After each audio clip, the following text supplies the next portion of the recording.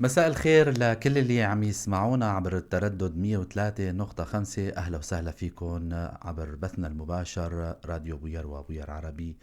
برنامج صحتك بالدنيا، حلقة جديدة وضيف جديد. اسمحوا لي رحب بضيفنا ونقول له مساء الخير للدكتور كاوا موسى داود، اختصاصي بالعقم، أمراض العقم والجراحة البولية والتناسلية. مساء الخير دكتور كاوا، أهلا مساء وسهلا فيكم. الخيرات، مساء الخيرات، أهلا وسهلا فيكم وبالإذاعة ولكل شيء عم يحضرنا.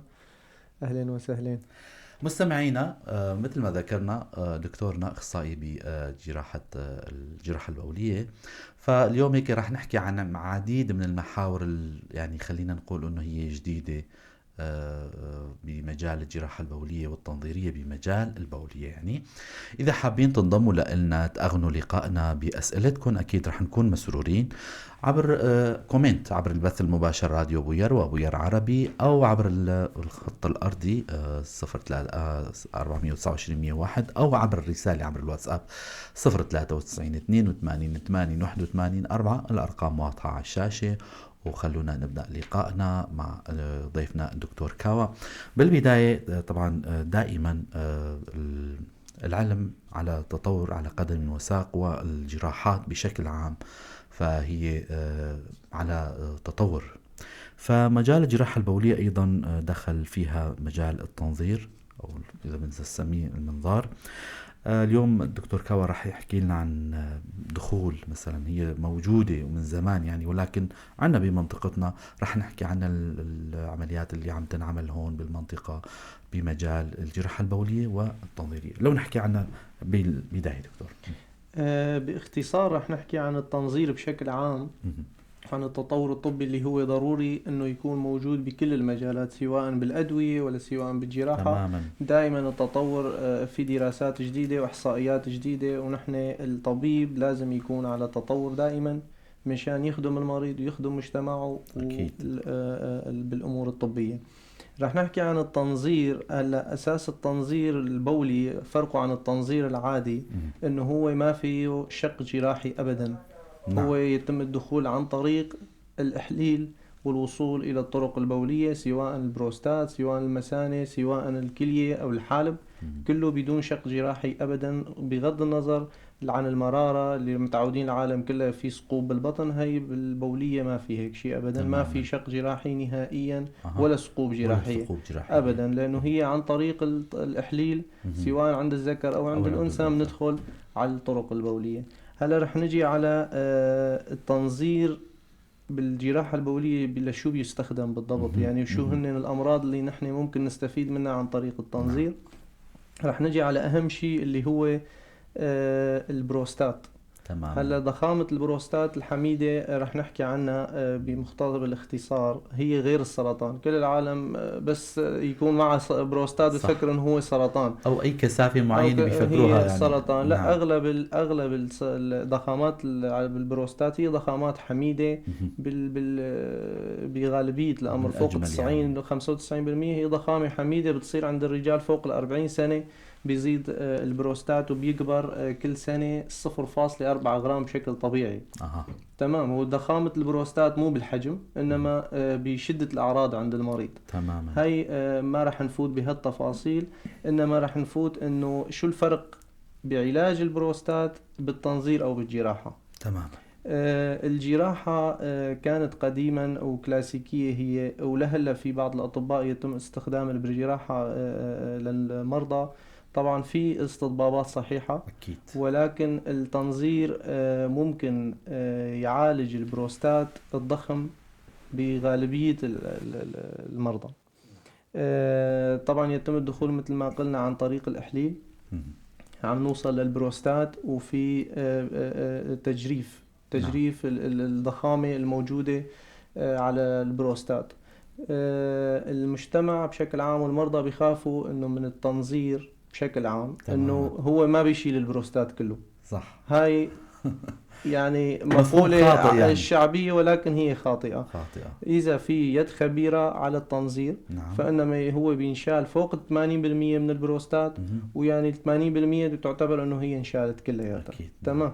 الأفضل نحكي عن الآثار الجانبية للجراحة. الآثار الجانبية لجراحة البروستات في نزف أكتر.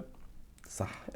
نبلش من الشق الجراحي، هاي شق جراحي. ندبة يعني. الندبة، في اختلاطات للالتهابات ممكن للجرح، التصاقات ما بعد العمل الجراحي. تماما. النزف بيكون أكتر. صح. تاني شيء الاستشفاء بالمستشفى. نعم. يعني البقاء بالمستشفى بالجراحة بيكون أكتر من التنظير. يعني تماما. التنظير بنفس اليوم بيتخرج المريض، أما الجراحة ممكن يومين، ممكن 3 أيام يضل المريض بالمشفى. الشيء الثاني هو الاختلاطات ممكن تكون طبيعية بالجراحة. نعم. السلس البولي بعد العمليات الجراحية على البروستات بتكون أكثر من التنظير. نعم. التنظير بيكون أخف. العنانة، الضعف الجنسي، نعم. بعد عمليات الجراحة أو بالتنظير بيكون أقل. الضعف الجنسي بيكون، العنانة بيكون أقل من الجراحة. وكمان رح نحكي عن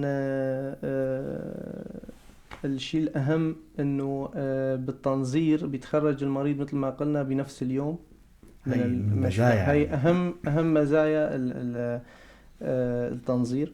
ومشان موضوع المدة الجراحية، فالتنظير والجراحة تقريبا نفس الشيء.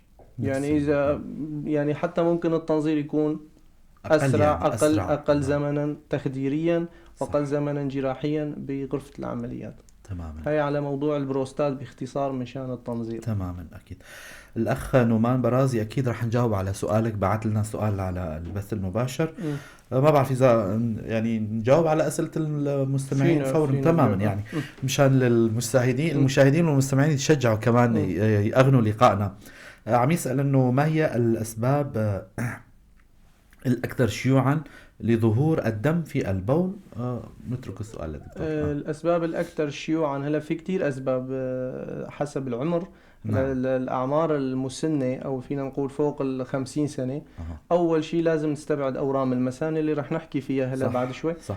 ورم المثانة أول عرض بيصير بالأورام المثانية هي البيلة الدموية أو الدم على البول. نعم. لازم ننفي هذا الشيء، والباقي كله سهل. هذا الشيء لازم ننفيه. الحصية أو كذا، الحصيات ممكن تعمل الدم، ممكن الالتهابات البولية تعمل، ممكن البروستات نفسه يعمل. أما الرد مثلا عن الجهاز البولي. أما الورم هو أهم شيء لازم يتم نفيه. تمام. وهو نفيه كمان سهل، إيكو بولي عند الدكتور الطبيب الجراحة البولية، أخصائي البولية أو أخصائي أشعة، بس إيكو للمثانة وبيثبت إنه في عنا ورم أو ما في عنا ورم. تمام. بتمنى يكون الأخ استفاد. الأخ بافي جيلان أكيد رح نجاوب على سؤالك بعدين، لكن موضوع نحن يعني موضوع الأسعار حتى ما كتبناه بأحد المحاور الأسئلة، لأنه هذا موضوع آخر حقيقة يعني ما فينا نحكي عنه. دكتور هلأ من شوي حكيت عن موضوع المثانة اللي هو أو البروستات بالمثانة. يا ريت لو نشرح للمستمع مكان توضع البروستات، غدة البروستات. البروستات هي غدة صماوية ليفية عضلية موجودة تحت المثانة. نعم. والإحليل بيمرق بنص البروستات. يعني البروستات هو جزء من الإحليل، محاوط من الإحليل من كامل مداره. وفي جزء من الإحليل اسمه الإحليل البروستاتي. هو جزء من الإحليل يعني. وإنما يحيط بالإحليل. تشريحيا هو بيحيط بالإحليل تماما. هاي موضع البروستات. لهيك أي ضخامة بروستات تضغط على الإحليل بتسبب انسداد بالطريق البولي، بتسبب تخريش للطريق البولي. لهيك بنشوف نحن دائما بس صار مع الإنسان بروستات ضخمة بصير عنده حصر بالبول تماما، بسبب إنه الضخامة بتأثر على الطريق البولي وبتضيق الطريق أمام الإحليل. رح أذكر مستمعينا للي عم يسمعونا، للي جديد انضموا لنا، ضيفنا بالاستديو برنامج صحتك بالدنيا الدكتور كاوا موسى داود، اختصاصي بأمراض العقم والجراحة البولية والتناسلية. عم نحكي عن مجالات يعني أو محاور عديدة هي بتخص التنظير بمجال الجراحة البولية. دكتور من شوي هيك حكيت إنه بدنا نحكي عن موضوع الأورام، يعني يا ريت يعني نحكي عنه. ورم المثانة هو للأسف صار شائع جدا عندنا بمنطقتنا بسبب أساسا التدخين شائع بين الرجال، وصار حتى بين النساء شائع جدا. نعم. وكمان التلوث البيئي اللي صار لا يخفى عن حدا. يعني التلوث البيئي صار سبب أساسي صار. فعم نشوف أورام المثانة حتى بأعمار صغيرة. يعني أيوة. من فترة كمان جرفنا لمريضة ورم مثاني، أنثى عمرها 27 سنة. للأسف يعني هي كارثة. نعم. يعني هي السبب الأساسي هو العمر هي الصغير. مدخنة كانت طبعا، وهي أيوة. كمان عايشة بمناطق رميلان، كمان نعم. منطقة نفطية مناطق وفي تلوث. موبوءة خلينا نسميها يعني. الورم المثاني نحن أعراضه واضحة جدا. الدم مع البول هو أول عرض، مهم. وهو العرض اللي بيكون مثل ما شوي بدقي تفضلت يعني. تماما. نعم. وتاني شيء ممكن يصير يعمل تخريش بالطريق البولي، يسبب تعدد بيلات. أول نقطة دم بينزل مع المريض أو مع الإنسان مع البول لازم يراجع طبيب بولية لينفي الورم المثاني. ورم المثاني هو ورم جوا المثاني، جوا نعم. مخاطيط المثاني، مو برا المثاني، أيوة. من داخل الطريق البولي على جدار المثاني من من جوا. الداخل. نحن نسميها مخاطيط المثاني. مهم. ممكن يظهر بأي محل من المثاني، نعم. على الجدار الأمامي، على الجدار الخلفي، ممكن يظهر بأي محل. هو أشيع شيء للأعمار فوق 50 سنة مهم. والمدخنين والرجال. مم. يعني هي الأشياء لأنه هي في عوامل مؤهبة عندهم تماما يعني. تماما. طبعا تشخيصها سهل، هو مهم. بالإيكو، وعلاجها سهل، هو بالتنظير، وصار متوفر عندنا بالقامشلي. عبر التنظير بنفوت نحن مثل ما قلنا عن طريق الإحليل، نفوت على المثانة، نشوف وين البؤرة بالضبط اللي هي بنكون شايفينها قبل بالإيكو. صح. من جرفة وبنبعتها على التشريح المرضي. كمان التشريح المرضي اللي بيدرس شو نوع هالورم هذا مهم. صار متوفرين عندنا الأطباء بالقامشلي، وفي نتائج ممتازة. مهم. وحتى متابعة المرضى الورميين المثانة بالقامشلي المتابعة جيدة عن أطباء الأورام، وما في داعي يطلعوا من المحافظة، لأنه صح. يعني أثبتوا أطباء الأورام عندنا مهم. أنه فينهم يتابعوا هيك أورام صح. مثل ما عم يتابعوا بدمشق تماما. تماما. يعني حقيقة يعني الدكتور نوه على نقطة هي مهمة جدا، ونحن يعني عبر برنامجنا رح نتشكر كل الكوادر الطبية الموجودة بمنطقتنا والكفاءات اللي حقيقة نفتخر فيها ببلدنا، انه اثبتوا حالهم انه هن جديرين بانهم يديروا المرضى والحالات العصيبة اللي كانوا يستدعوا المرضى ليروحوا على الشام وعلى دول مجاورة. هلا في كتير ايادي خبيرة عم تشتغل بمجال التنظير بجميع الجراحات، واليوم وضمنها الجراحة البولية عم تنعمل عمليات جدا نوعية و كفاءات وخبرات المنطقة مثل ما قلنا انه بنفتخر فيها، وهن مشكورين طبعا بخدمتهم لمرضاهم. دكتور لو نحكي هلا موضوع عم بلش تجينا اسئله اكيد رح نجاوب عليهم. الموضوع هلا مثل ما شوي ضمن سياق حديثك ذكرت موضوع مخاطر الجراحه. كثير ناس بيخافوا من موضوع التنظير، انه والله نحن متعودين على الجراحه الكلاسيكيه. طيب خلينا اول شيء نحكي عن مزايا هل الجراحه هي. هلا التنظير بشكل عام هو بكل المجالات الطبية هو أثبت جدارته أنه هو الأفضل للمريض. رد أقل، استشفاء أقل، نزف أقل، وجروح أقل. يعني ما في جروح، يعني وخاصة بالجراحة البولية ما في جروح أبدا. المزايا الأفضل شيء اللي فينا نحكي عليها أنه هي بتسيطر على المرض نفسه. تمام. بأدوات معينة هي بتسيطر على المرض وبرد أقل. صح. والمريض يعني بيطلع من المشفى انه ما في مفجرات. حلو كتير. تمام. ما في ضماد، ما في متابعة، بده متابعة لاحقا بالبيت مثلا يعني. كضمادات او وحتى من موضوع الأدوية، نحن الأدوية لما بتنعطى ما بعد العمل الجراحي بتنعطى للالتهابات، بتنعطى للإنتانات، بتنعطى أما بالتنظير بتكون أقل هي الأدوية. صح. لأنه عندنا الجروح ما في جرح يعني. وزمة مثلا ما في ما راح يكون في عندنا وزمة. أكيد. فعندك الأدوية بتكون، حتى الأدوية بتكون أقل بالتنظيم. تماما. لأنه كل شغلكم بسبيل البول يعني هو. وحتى عم تجيك الأسئلة من ناحية التكلفة. يا ريت التكلفة يعني. تقريبا التنظير والجراحة هي يعني هل الوضع المادي اللي نحن فيه هلا، يعني أغلب الأطباء يعني تقريبا التنظير والجراحة نفس الشيء يعني. تماما. كتكلفة مادية. فأكيد الواحد بده يلجأ للتنظير لأنه هي طالما هي نفس التكلفة ليش ما بنروح أقل رد وأقل تمام. كذا، والمزايا اللي تمام. حكيتوا عنها تمام. أكيد. تمام. الأخ نومان عم يسأل الموضوع، هل ارتفاع نسبة ال PSA تعني وجود سرطان بالبروستات؟ سؤال حلو. ما بعرف السؤال، كأنه عم هو بيكون مريض، أو عامل بيسك الصحة اسأل يعني. مجرب ولا تسأل حكيم. فهو بي اس هو مشعر هرموني خاص بالبروستات. نعم. بيرتفع بكتير أمراض تتعلق بالبروستات. نعم. وبأمراض أخرى أيضا. أما رح نحكي عن البروستات، ممكن إذا في عنا التهاب بروستات يرتفع البي اس إذا في عنا ضخامة كتير كبيرة بالبروستات ممكن يرتفع، إذا في عنا رد على البروستات ممكن يرتفع، والأهم السرطان. هلا فوق 10 فوق 15 ممكن نحن نعتبرها السرطان، ولكن ما في شيء بيأكد سرطان البروستات إلا خزعة البروستات. فالبي اس بس بيعطينا طريق إنه نحن نعمل خزعة أو لا. تحت 4 ما في داعي لشيء، الأمور طبيعية. أرقام معينة يعني. نعم. أما فوق 10 مشان المريض، ففوق 10 فهو بده خزعة بروستات مشان يتأكد إنه هي سرطان أو لا. تمام. المشاهدين طبعا مشكورين على يعني كلامكم الجميل وتحياتكم اللي عم توصل للدكتور. شكرا لكم جميعا اللي عم يشاهدونا وعم يشاركونا بالتعليقات. الأخ نومان مرة تانية سأل، نحن أكيد رح نسأل فيه، عنا محاور محدودة. سؤال للدكتور كاوى المحترم، ما الفرق بين الجراحة بالمنظار والجراحة بالروبوت وأيهما الأفضل؟ طبعا بالروبوت لسه عنا بمنطقتنا لسه ما لنا وصلانين لها. طبعا سؤالك محل احترام وشكرا لسؤالك. أكيد ما بعرف إذا الدكتور عنده جواب. الروبوت لسه ما عليه إحصائيات، يعني نحن دائما نعتمد بالدراسات على الإحصائيات. هلا الإحصائيات بالروبوت يعني لسه ما في دراسات قوية إنه الروبوت أثبت جدارته. أما التنظير في عنا دراسات، في عنا إحصائيات، في عنا ممارسة، ونحن شايفين إنه هو جيد حاليا. نعم. أما الروبوت إذا كان جيد ودراساته كانت جيدة فأكيد رح تطبق بجميع دول العالم. نعم. حتى في دول متقدمة لسه ما استخدمت الروبوت. صح.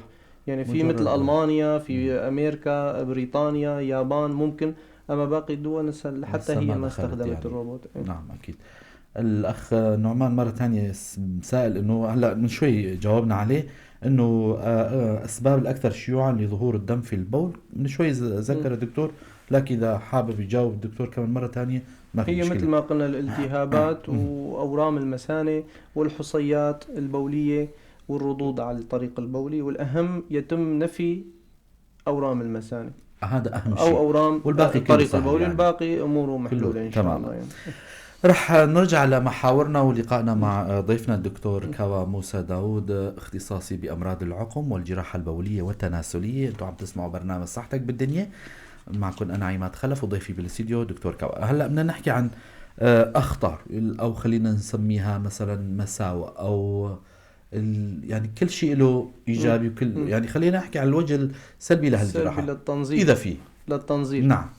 هلا الوجه السلبي الوحيد يعني برأيي وبرأي أغلب الأطباء اللي بيشتغلوا بالتنظير، إنه أنت بالتنظير ما بتحس بإيدك، بتحس بالجهاز. نعم. وأنت بعيد عن المنطقة اللي أنت عم تشتغل فيها. العمل يعني. ساحة العمل ضيقة. نعم. يعني أنت دائما يا بتكون عم تشتغل بقنية صغيرة عم تشوف فيها عبر الكاميرا. يعني. مو مثل تنظير البطن. تنظير البطن بتكون الساحة نعم. واسعة. أما بالطرق البولية يعني بتكون الساحة عندك سنتين مو أكتر من هيك يعني. نعم. أما كسلبيات للجراحة التنظيرية فهي قليلة جدا يعني. ما يعني هي على الدكتور وليس للمريض. السلبيات بتكون للطبيب، هي أصعب للطبيب. أما للمريض بيتطلب جهد أكبر يعني وتركيز أعلى يعني. بدها تركيز أعلى لأنه الساحة ضيقة والطبيب ما بيحس بإيده يعني. تماما. فهو بيشتغل بالأدوات يعني. تماما. دكتور، انه كل هالجراحات اللي يعني اللي عم تشتغلوها سواء كانت جراحة البروستات او مجال الكلية، هلا اكيد رح تحكوا لنا عنها، او خلينا هلا نطرح السؤال هذا، شو هي العمليات اللي ممكن تنعمل بالمنظار؟ على بالجراحة البولية والشيء اللي متوفر صار عنا بالقامشلي واللي عم نمارسه وعم نشتغله حاليا هي تضيقات الإحليل.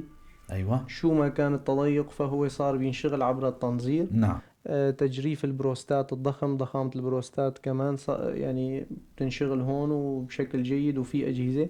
أورام المثانة تماما. حصيات المثانة. حلو. والحصيات البولية بشكل عام. نعم. يعني الحصيات اللي من الكلية وهلا رح نحكي عنها طبعا.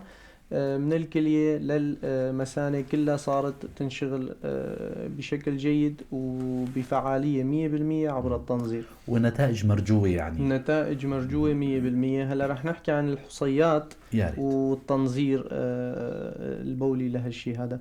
هلا الحصيات بمنطقتنا كمان شائعة جدا بحكم البدانة، بحكم التغذية المانا منتظمة خلينا نحكي عنها. يعني في عالم بتاكل لحوم حمراء كتير بس ما بتاكل خضرة أبدا مثلا. هون وجه الاختلاف يعني. تماما. الوراثة بتلعب دورها، المي الكلسية الموجودة عندنا في منطقتنا يعني، وخاصة آخر فترة. وكمان موضوع مثل ما قلنا الغذاء بيلعب دوره، زيادة الألبان والأجبان. تعرف منطقة زراعية هون. نعم. واللحوم الحمراء كلها بتلعب دور أساسي بحصيات حمض البول خاصة. الحصيات يعني أغلب الأعراض اللي بالعالم كلها بتعرفها هي الكريزة الحصيات. صح. اللي بتجي طبعا الحصيات الصغيرة بس صار عند المريض ألم فهو لازم يطمن. صح. لأنه الحصية بتكون صغيرة وعم تنزل. تمام. الحصية اللي ما بتعمل ألم فهي المشكلة الكبيرة اللي هي عم تتطلب يا تفتيت يا جراحة أو تنظير. نعم. فهذا الشيء ما نو كويس. الحصية اللي يعني مثل ما بيقول الحجر اللي ما بيعجبك بفجك. هذا هو. فالحصية لما تكون كبيرة هي المشكلة. المشكلة أكثر يعني. هلا الحصيات هي عدة أنواع يعني. الحصيات ما رح نفوت بهالتفاصيل. تماما. أما العالم كله بتعرفها أنه هي حصيات حمض البول وحصيات كلسية. هي اللي أشجع شيء خلينا نحكي عنه بمنطقتنا يعني. الحصيات كلياتها من الكلية. ما في حصية أنه والله بالمثانة صارت بالمثانة. لا، كل الرمل اللي بينزل بالكلس بينزل بداية من الكلية.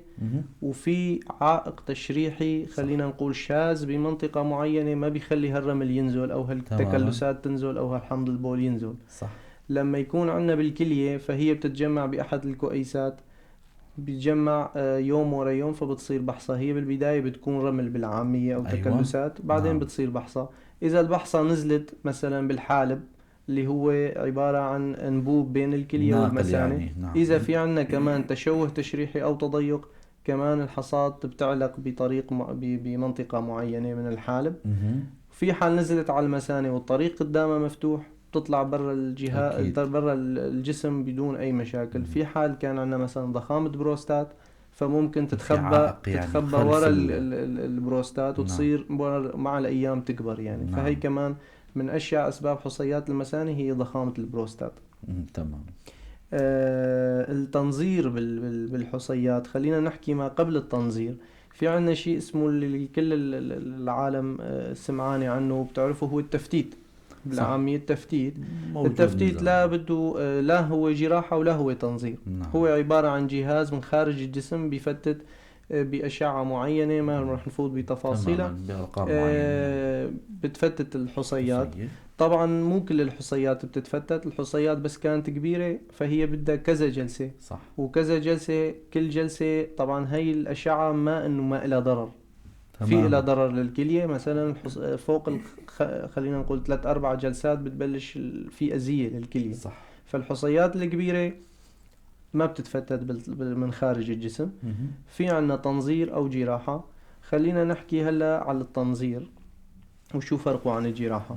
الحصيات اللي بالكلية سواء أو بالحالب أو بالمثانة إذا اشتغلناها جراحة فهي كمان شق جراحي كمان مفجرات كمان استشفاء بالمشفى وفي نزف أكتر.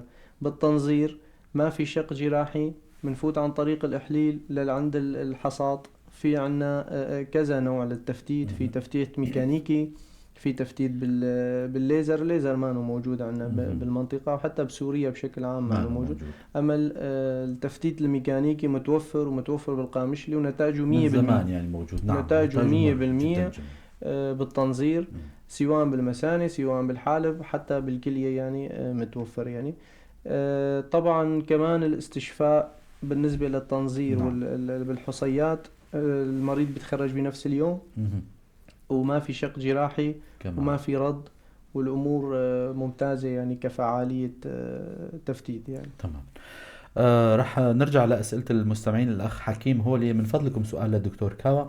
الشعور بحرقة أثناء التبول هل هي أو هو سبب بوجود التهابات في المجاري أم بسبب وجود حصيات في الكلية. طبعا من شوي أشر على هالموضوع هذا دكتور، رح نجاوب على سؤالك باعتبارك سألت أكيد ما بعرف هلا الحرقة بالبول أشياء سبب لها هو الالتهاب. يعني أول شيء بنفكر بالالتهاب. بالالتهاب. إذا بدنا نعرف إنه هو عنده حصاد كمان أو ما عنده حصاد، هي بدها إيكو. يعني لازم يكون المريض إذا هو عامل إيكو قبل، بس أول شيء لازم يفكر بالالتهابات. يعني هي تمام. أشياء سبب. وإن شاء الله تكون هي يعني هي أسهل شيء يعني. شيء يعني. دكتور نرجع لأسئلتنا وموضوعنا، إنه إيمت الطبيب أو حالة المريض تستدعي أنه نشتغل هالعملية المعينة بمجال الجهاز البولي بالتنظير؟ قصدك على الحصيات بشكل عام؟ بشكل عام يعني انه اي عمليه معينه بتتطلب انه امتى بيقرر الطبيب انه من المفروض انه انا اشتغل لك اياها هي بالتنظير، هي الافضل والامثل يعني، واي الجراحات اللي هي ما فينا نشتغلها بالتنظير مثل ما ذكرت انه نكون حصيه كبيره متجمعه بالمثانه، هي يعني صعبه. نعم.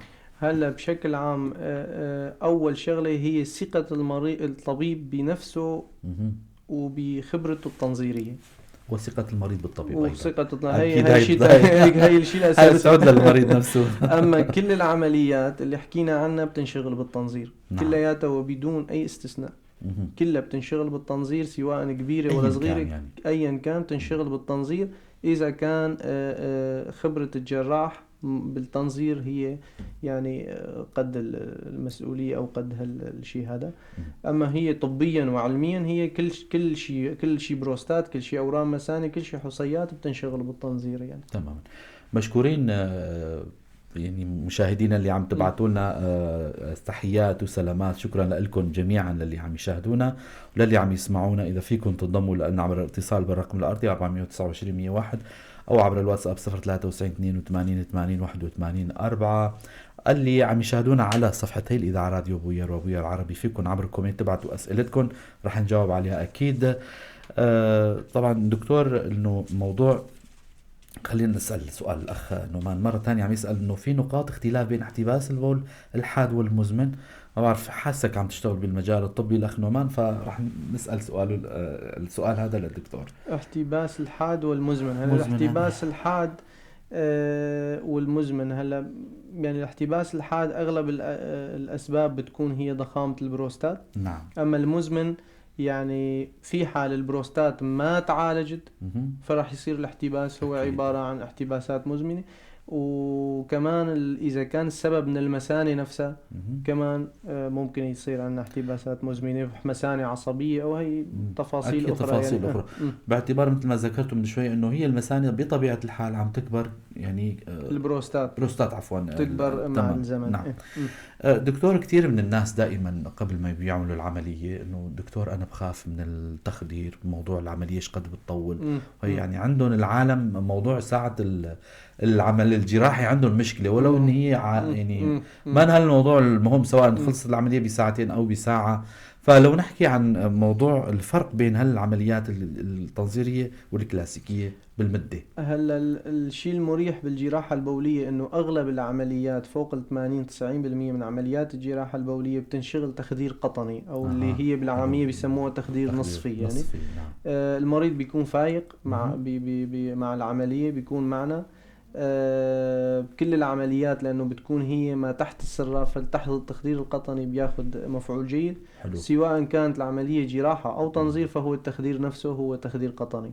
يعني خلينا نحكي عن البروستات، هي تخدير قطني سواء جراحة ولا سواء تنظير. نعم. المثانة نفس الشيء، سواء هيك سواء هيك. وحتى بالحصيات عدا الحصيات الكلوية يعني لأنه هي أعلى نعم. فهي تخدير عام سواء كانت جراحة ولا كانت تنظير. صح. بالحالتين هي يعني الأمور ما بتختلف بالتخديريا يعني طبعا. نوع التخدير ما بيختلف عنا.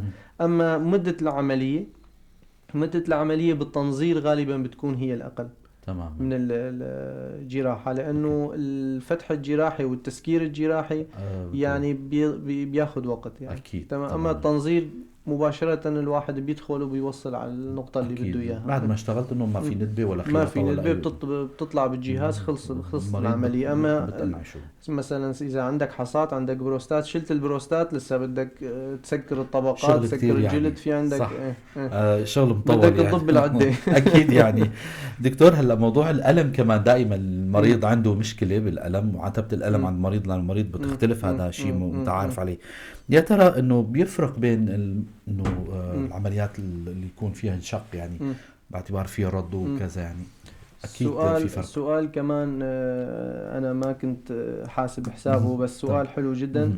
الألم بالعمليات، بالفرق بين الجراحة والتنظير. ما بعد العملية يعني الجراحية نحن ما يعني. نوهنا على هالفكرة هي، ولكن أساس الدراسات وأساس الإحصائيات هي كمان تتركز على موضوع الألم. نعم. الألم بالتنظير أقل 100% يعني. نعم. تمام. الجراحة عندك غير الشيل العضو اللي انت شلته، صح. او المرض اللي انت شلته، عندك ألم الجراحة، ألم الجرح، ألم ما تحت الجرح، الالتصاقات اللي عم صح. تصير ما بعد العمل الجراحي، كمان هذا كله بيسبب لك ألم. وممكن الألم يكون مزمن. نعم. يعني انت فكيت القطب، ممكن الألم يضل شهرين، يضل 3 شهور، لأنه هالطبقات صح. عم تترمم.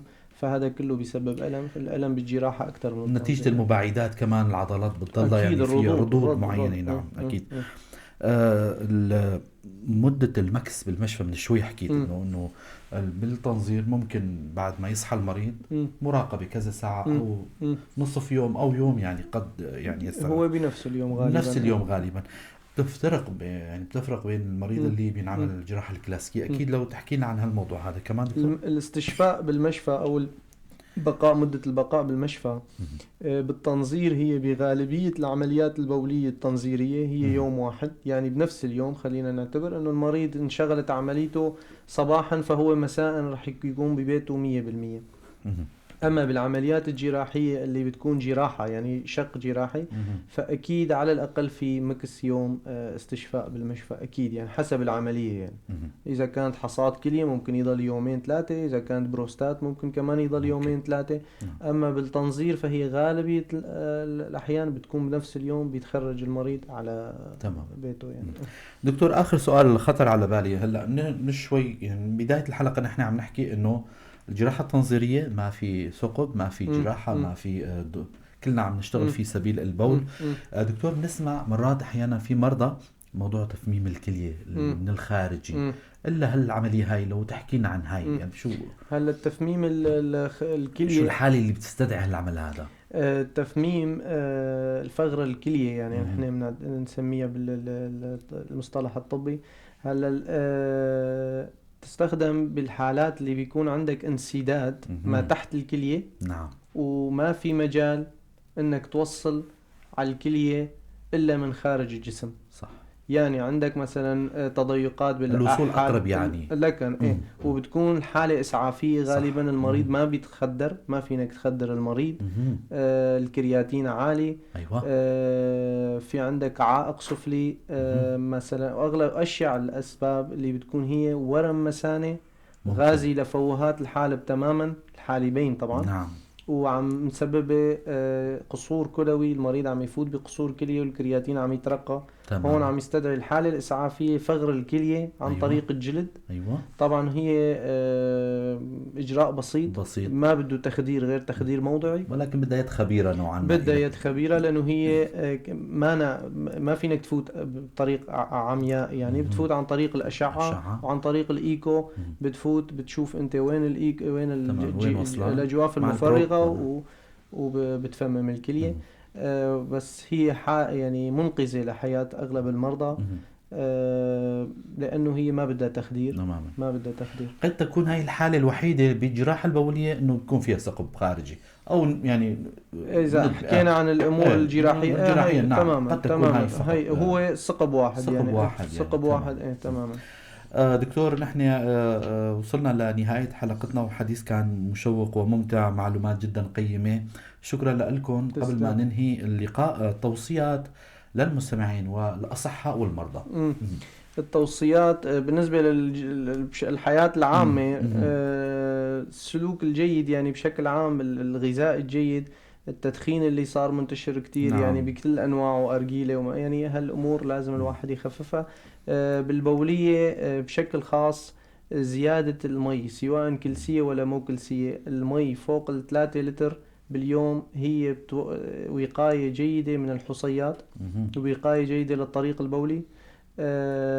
إذا تخفيف البهارات وتخفيف خاصة البهار الحاد مشان البروستات، زيادة الخضروات والفواكه واعتدال باللحوم الحمراء والبدانة رجيم والحركة والحركة جيدة. أكيد النشاط الفيزيائي مهم أكيد. جدا.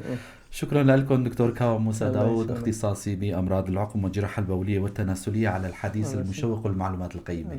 تسلم وشكرا لإذاعتكم وللأسئلة اللي اجت من الضيوف كمان. شكرا لكم. شكرا لكم مستمعينا ومتابعينا للي كانوا منضمين لنا وسمعونا. على أمل نلقاكم الأسبوع القادم بضيف جديد وحلقة جديدة. تضلوا بخير وسلامة.